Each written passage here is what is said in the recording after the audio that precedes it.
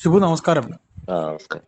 ഈ മനുഷ്യാവകാശ കമ്മീഷനിൽ ഇങ്ങനെ 7 ലക്ഷം രൂപയുടെ നഷ്ടപരിഹാരം ആവശ്യപ്പെട്ടതുമായി ബന്ധപ്പെട്ട് ഇപ്പൊ സിദ്ധാർത്ഥന്റെ കുടുംബത്തിന്, പ്രത്യേകിച്ച് അമ്മയ്ക്കൊക്കെ ഒരു വല്ലാത്ത, പുറത്തു നിന്നൊക്കെ ഒരു കാശിന് വേണ്ടി ശ്രമിക്കുന്നു എന്ന രീതിയിലൊക്കെ ഒരു സംസാരം വരുന്നതായിട്ട് പറയുന്നുണ്ട്. പിന്നെ രണ്ടാമത് ആ, ഈ അതെ, സിദ്ധാർത്ഥന്റെ മരണം, കുടുംബത്തിന് നഷ്ടപരിഹാര തുക പിൻവലിക്കാൻ അനുമതി എന്ന് പറഞ്ഞൊരു വാർത്തയും ഉണ്ട്. ഷിബു, ഇതിനകത്ത് എന്താണ് ഇപ്പൊ ഈ ഒരു സത്യസ്ഥിതി എന്താണ്, ഒന്ന് പറയാമോ?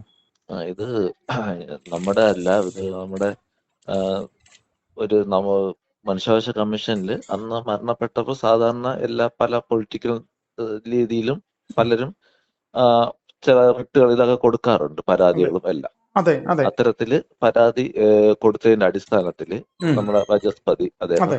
ആ, അപ്പം അദ്ദേഹമൊക്കെ വീട് നമ്മളെ ഒരു ആ, ഒരു കുട്ടി മരിച്ചു അല്ലെങ്കിൽ ആ കുടുംബത്തിന് ഒരു അന്നത്തെ ഒരു ഇതില് സഹായത്തിനോ അല്ലെങ്കിൽ ഒരു നീതി ലഭിക്കണോ എന്നുള്ള രീതിയിലായിരിക്കണം അദ്ദേഹവും കൊടുക്കണത്. അതെ എല്ലാവരും അങ്ങനെയാണ് നമ്മളോട് സമീപിച്ച്, നല്ല രീതിയിലാണ് എല്ലാവരും സമീപിച്ചിട്ടുള്ളത്. അത്തരത്തിൽ തന്നെ അദ്ദേഹവും ചെയ്തു. പക്ഷെ അത് മനുഷ്യാവകാശ കമ്മീഷൻ അത് അന്വേഷണം നടത്തിയതിന് ശേഷം അത് മനുഷ്യാവകാശ ലംഘനം നടന്നു എന്ന രീതിയിൽ അവിടുന്ന് അദ്ദേഹം കൊടുത്ത പരാതികൾ അന്വേഷിക്കുന്നതിനോടൊപ്പം തന്നെ ഒരു തുകയും കൂടെ അവര് അനുവദിച്ചു.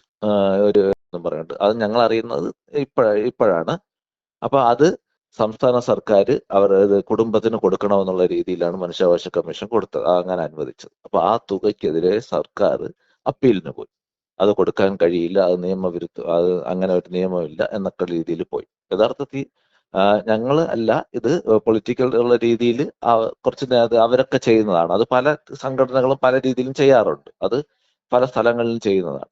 അപ്പൊ നമുക്കത് അറിയില്ലായിരുന്നു. അപ്പൊ ഞങ്ങൾക്ക് ഈ വാർത്തയിലൂടെയൊക്കെ ഇത് കിട്ടിയപ്പോഴാണ് അറിഞ്ഞതാണ്, ഇത് അറിയാൻ കഴിഞ്ഞത്. ഇങ്ങനെ ഒരു ഉണ്ട്, സംസ്ഥാന സർക്കാർ ഇതിനെതിരെ മൂവ് ചെയ്യുന്നുണ്ട് എന്നൊക്കെ ഞങ്ങൾക്ക് അറിയാം. അപ്പം പല കോണുകളിൽ നിന്നും അത് വന്നു, മെസ്സേജ് വന്നു, സർക്കാർ എന്തിനാണ് ഇങ്ങനെ പോയെന്നൊക്കെ പറഞ്ഞിട്ട് കുറെ വന്നു, അനുകൂലിച്ചും എല്ലാ രീതിയിലും വരും. പക്ഷെ ഇതിന്റെ ഇടയിൽ കുറച്ചെങ്കിലും ആളുകൾ പറയും അപ്പൊ ഞങ്ങൾക്ക് മാനസികമായിട്ട് ഇത് പറഞ്ഞില്ലെങ്കിൽ എന്തായാലും ഞങ്ങൾക്ക് നമ്മുടെ കുഞ്ഞിന്റെ ജീവനാണ് നമുക്ക് വലുത്. അതിനുമായിട്ട് ബന്ധപ്പെട്ട് ഇനി 7 ലക്ഷം അല്ല, 7 കോടിയല്ല, 700 കോടി തന്നാലും നമുക്കത് നമുക്ക് അത് അക്സെപ്റ്റബിൾ അല്ല. നമ്മളത് ഒരിക്കലും സ്വീകരിക്കില്ല, നമുക്കത് വേണ്ട. പക്ഷെ അപ്പോഴാണ് സർക്കാർ അതിനെതിരെ അപ്പീല് പോയെന്ന് പറഞ്ഞാൽ കൊടുക്കാതിരിക്കാനാണ്. അവര് അറിയാമല്ലോ, അവരിനി 7 ലക്ഷം രൂപയ്ക്ക് വേണമെങ്കിൽ 70 കോടി രൂപ വേണമെങ്കിലും സർക്കാർ സുപ്രീം കോടതി വരെ പോയി ഇത് കൊടുക്കാതിരിക്കാൻ വേണ്ടി ശ്രമിക്കും. അത് അവരുടെ ഭാഗം. അങ്ങനെ കോടതിയിൽ കേസ് വന്നു. അപ്പം അത് വചസ്പതി അദ്ദേഹം ഞങ്ങളെ വിളിച്ചിരുന്നു. അദ്ദേഹം പറഞ്ഞു, ഞാൻ ഇങ്ങനെ ഇത് അന്ന് മനുഷ്യാവകാശ കമ്മീഷൻ ഒരു പരാതി കൊടുത്തിരുന്നു, ഈ ഇതായിട്ട് ഇങ്ങനെ മനുഷ്യലംഘനങ്ങൾ നടന്നു എന്ന്. അതിന്റെ ബേസിൽ അവര് അന്വേഷണത്തിനോടൊപ്പം തന്നെ ഇങ്ങനെ ഒരു തുക അനുവദിച്ചതാണ് എന്നുള്ള രീതിയിൽ അദ്ദേഹവും പറഞ്ഞു. അപ്പം ഞങ്ങൾ അറിഞ്ഞില്ല. അത് തന്നെ കേസ് കോടതിയിലായി. കോടതിയിൽ നിന്ന് സർക്കാരിന് താക്കീത് കൊടുത്തു കോടതി. അങ്ങനെയാണ് സർക്കാർ എന്തോ പൈസ കെട്ടിവെച്ചു എന്ന് പറഞ്ഞു. അടുത്ത ദിവസം കോടതിയിൽ നിന്ന് ഞങ്ങളെയും കൂടെ കക്ഷി ചേർത്തുകൊണ്ട് ഒരു പേപ്പർ വന്നു, അവിടുന്ന് ഒരു കേസ് നോട്ടീസ് ലഭിച്ചു. അതിനനുസരിച്ച് ഞങ്ങൾ അതിനെതിരെ ഒരു അഫിഡവിറ്റ് കൊടുത്തു. ഞങ്ങൾക്ക് അത് ഇതില്ല,